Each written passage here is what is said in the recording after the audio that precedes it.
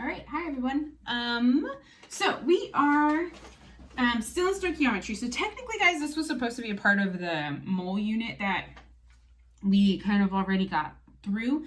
And I mean, it's pretty straightforward. It can sound really complicated, but it's actually like what I want you to get from today. So our objective is, can you differentiate between empirical and molecular formulas? And there are two main things that if you get from today, like if you remember at the end of class, like, okay, she said empirical formulas are this and molecular formulas are this, then you hit your objective for today, okay? Whether or not you understand the calculations all the way, that's okay. But the calculations are really simple as long as you just follow my steps that I wrote out for you here. So first things first, when it comes to, I'm going to start with molecular formulas because this is what we are familiar with. So our molecular formulas are what I like to see as like the regular chemical formula that we see and that we write, that we've written when we were naming. So these are the regular chemical formulas. It tells us exactly how many atoms of each element are in a compound. So notice that keyword, molecular formulas are exact. I want you to get that from today. Molecular formulas are exact. So for example, I have C4H8 here. This is an exact formula. It tells me I have 4 carbons and 8 hydrogens, okay? Empirical, on the other hand, is simple. So keep that in mind for the end of class today. So empirical formulas are simple. They're the simplest, most reduced ratio of the atoms in a compound. So notice here I drew an arrow because this is actually, believe it or not, the same thing as this. But notice that this is reduced. What do I mean by reduced? Is if I took, notice I have a 4 and an 8 here, can those divide into each other? They can. I can divide each of these by what? 4. So if I divided 4 by 4, I get 1, which is why C now has nothing there, which is technically a 1, right? And then if I divide 8 by 4, I get 2. So notice that the empirical formula is the reduced version of the molecular formula, okay? And note that I put here, they can be the same, and they can be the same when I can't reduce this anymore. So the empirical and molecular formula can be the same formula when they cannot be reduced, okay? So these are our steps that I'm gonna show you how these steps work with calculating over here, okay? So here's my, and I will give you guys a picture of both of these pages here. So here's my first example here. Hopefully you guys can see this okay. And make sure you guys have your periodic tables out and a calculator. I gave you guys a link for both of those. So this one says, find the empirical formula for a compound which contains 26.8% SN, which is tin, 16.0% chlorine, and 57.2% iodine. So follow my steps here. So this is an empirical formula, so we're going to follow these blue steps that I have for you right here. So number 1 says convert your percentage to grams. And literally, guys, what I mean is just put a G next to it as opposed to a percentage, okay? So let's start out, let me do this in black.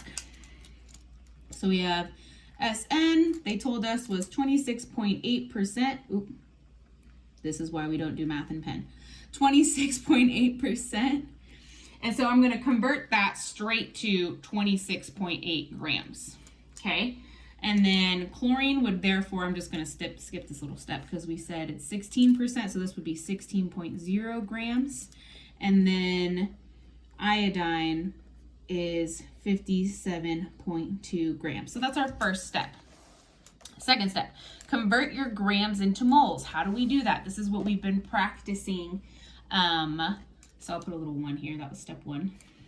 That's what we've been practicing. We've been doing mass to mass, but before that we did mass to mole, if you don't remember. So step 2, we got to convert each of these grams to mole. So let's start out with 26.8 grams of SN. Put that over 1. And it's just a 1-step process because we are just converting to moles. Use your units to guide you. If I have grams of SN here, I should have grams of SN on the bottom, so that way they're diagonal and the same. And I'm trying to go to moles, so moles of SN is going to be on the top. Where do I get the numbers from? That's where we have to calculate molar mass. So look at your periodic tables, look for SN, and if you see it on your periodic tables, the atomic mass is 118.7, so we'll just round that to 119. So we're going to put 119 where the G is, and it'll always be per 1 mole. Okay, I'm just going to set them up first, and then I'll do all the calculations. 16.0 grams of chlorine over 1. If I have grams of chlorine here, I should have grams of chlorine on the bottom per 1 mole of chlorine. Same thing. Look up chlorine's atomic mass, which is 35. So we'll put 35 here. That's all set up. And then same for iodine. So 57.2 grams of iodine over 1. Look up iodine, 127. So at least these molar masses are really easy because you don't need to add up everything because it's only one element. Okay, so when I put these each in a calculator, which let's try that, so use your link. So we'll put, technically guys, remember, multiply everything on the top divided by everything on the bottom. So 26.8 times 1 is 26.8 divided by 1 times 119, which is 119. So I'm just going to divide these two numbers. That's what you're doing with each of these. Okay, so 26.8 divided by 119. And go ahead and round it to 2 decimal places. So when I do that, I get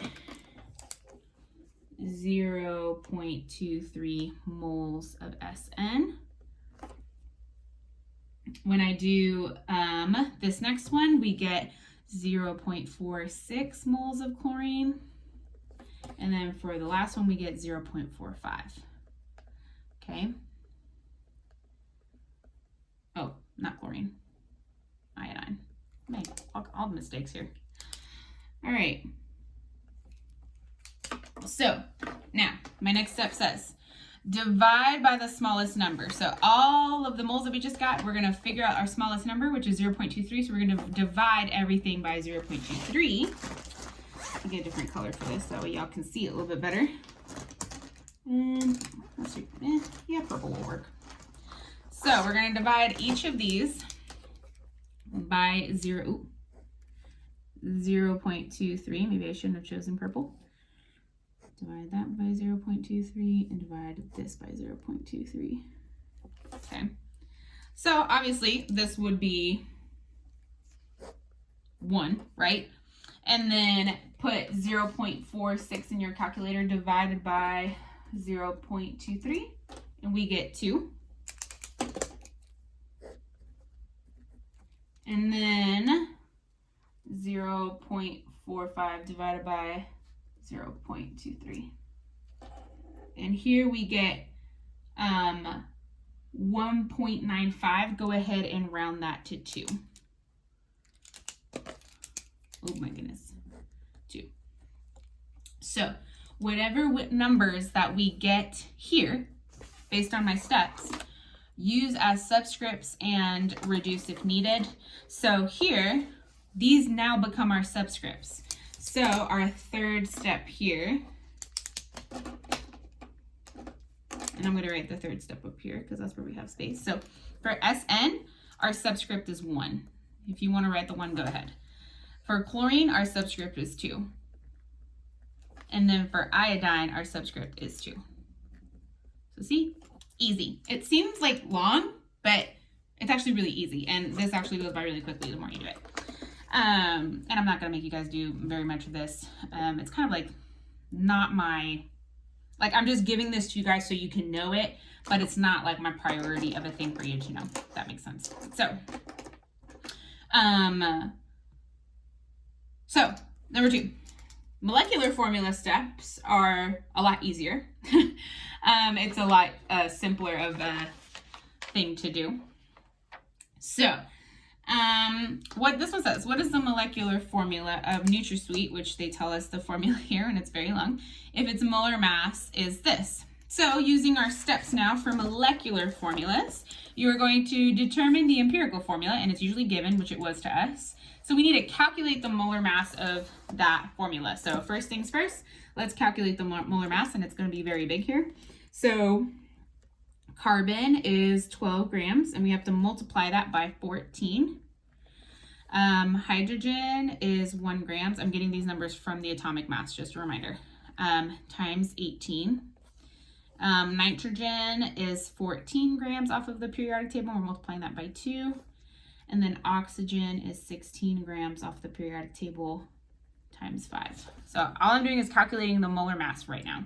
Okay, so when I do this, I put this in my calculator, I get 168 here, 18, 28, and 80. When we add all of these numbers together, we get 294 grams per mole. So this is our molar mass of our empirical formula that was given, okay? So that's step. Number 3 says, use given molecular mass and divide it by its empirical mass. So what you do is we take whatever is given, molecular mass, so 294.30. So we'll do this as like step 2. 294.30, and we're going to divide that by whatever we just calculated, so 294 grams per mole. Okay, so when I do this, we get very close to 1, right? This is pretty much 1. So I'm just going to go ahead and call this 1. And so whatever number you get, that's what you're multiplying the subscripts in the empirical formula by. So here it happens to be 1. It won't always be 1. So say if I got like 2, I would multiply each of these subscripts by 2 for the molecular formula. But here, since it's only 1, everything's going to be the same. So it's going to stay C14, H18, and 2O5. So notice that again, empirical and molecular can be the same formula, okay? So this is what you are practicing on your practice for today. So, and being that I know a lot of you guys are taking the PSAT, I'm going to give you an extra day. All right. So, and it's not very long anyway. So if you want to get it done today, get it done. So here, these are the slides that you have. So here, this is just based off of vocabulary, right?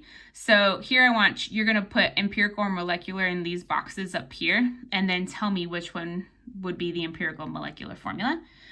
So this slide, so this one doesn't give you like all of the extra stuff that we just did on these and these examples, right? However, the point here is that remember, empirical formulas are simple. So you literally just need to reduce. So look at this molecular formula here, right? So I have a 3, 18, and a 6. So what is like, I guess you would call it your common multiple here, like what you can divide by. So notice I can divide each of these numbers by 3, right? So in writing its empirical formula, you would divide 6 by 3, which is 2. So it would be C2, and I'll show you how to do subscripts in a second. And then divide 18 by 3, which we get 18 by 3 is 6. And then divide oxygen by 3, obviously, as well, which it would just stay as 1, right? The way to do subscripts, guys, is to hit Control and comma. That's what makes it a subscript. So Control, comma, Control, comma. Okay, so that's what you're doing on this part. So pretty much you're just reducing these. If you cannot reduce them, it's going to be the same thing. Okay, that's the point of all this. Now, slides 4 and 6 are just a reminder of the steps that I just did for you. It's the same thing, okay? So they show you an example. Use a periodic table and molar mass to convert grams to moles. So this is a grams to mole step. 2, divide by the smallest number. 3, write out your formula. So pretty much you're still doing the same steps that we just did here, just on slides, if that makes sense, okay? So you are like typing these numbers in though. You can feel free to use a piece of paper. This one's molecular formula where it tells you the molar mass. It contains this. What is its molecular formula? So notice here, it's kind of an extra step because you need to determine the empirical formula, because notice here they don't give it to you. And that's what's in my steps here. So determine the empirical formula, usually given, but it's not always given. So you're going to find the empirical formula using those steps and then continue with the steps of finding molecular formula. But it's pretty much the same thing. And then Same steps here. Determining, so really what you're doing are 3 problems, guys, apart from this slide, which is just reducing. So I'm being pretty low key for those of you taking the PSAT. I'm trying to be nice. So this will be due Tuesday, the latest at midnight. After that, it'll be considered late. But other than that, that is all, y'all. I hope this is helpful. Again, it takes practice, but feel free to email me with your questions if you have any. Okay, bye.